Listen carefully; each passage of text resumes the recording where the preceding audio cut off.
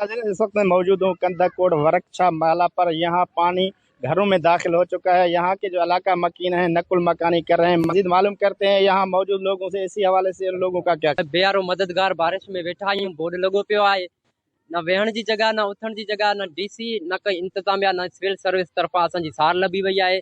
ख़ाली सिर्फ़ बयान ॾियनि था त असां उन्हनि खे जेको आहे न फंड मुहैया कयो आहे, पर हक़ीक़त में कंहिंखे बि मुयसरु न कयो वियो आहे। असांजो इहो मुतालबो आहे त बराए महिरबानी फौरी तौर अमली कमु करे हितां जे जेके ग़रीब मज़दूर ऐं मज़लूमनि जी सार लही वई। जो बावजूद ना असांजा हल्के जा मेंबर अचनि था, ना असांजो हद जो डीसी अचे थो, ना असांजो मुख्तियारकार अचे थो। उन्हनि खे बि अपील आहे सिंध गवर्नमेंटनि खे ऐं वज़ीर आला तुंहिंजो सिंध खे, इन सभु जेका असांजा आला अख़्तियार आहिनि उन्हनि खे असां अर्ज़ु कयूं था महिरबानी करे आवाम जो ख़्यालु करनि, उन जो लाइ पंहिंजो राहत जो बंदोबस्तु उनजे लाइ हमका 90% ड्राइवर सुना आप पुलिस ना वकील एटीएम था डीसी साहब ना अख्ता ना को मुख्तियार कार साहब है न को सरदोमी को हमके ऑफिसर है कोई भी ऐसा खस नहीं आगे।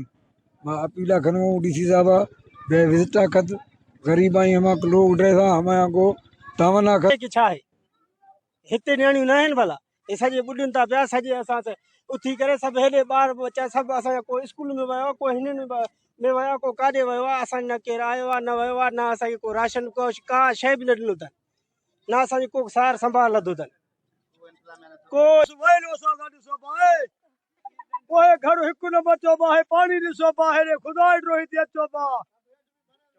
जी यहाँ के लोगों ने सिंध के आला हुकाम से मुतालबा किया है कि जिला इंतजामिया की नाअहली का नोटिस लेकर हमें इस मुश्किलात से बचाया जाए। मोहम्मद उस्मान टावरी के साथ इस्लाम दीन बंगवार, वश न्यूज़ कंदकोट।